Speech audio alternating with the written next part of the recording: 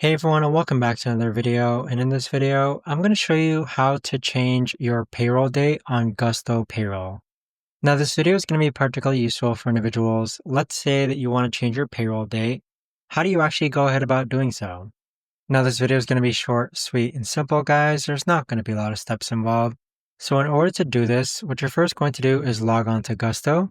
Next, click on where it says Pay on the left-hand side. Then from here, you want to go ahead and click on Settings. And then go ahead and scroll all the way down to where it says Pay Schedule.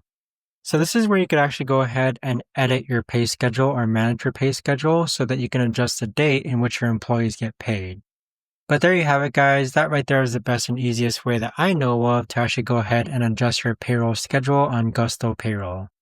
If you guys know of a better, easier way to actually do this, let me know in the comments down below. I would love to know. Thanks so much for watching, everyone, and I'll see you guys on the next video.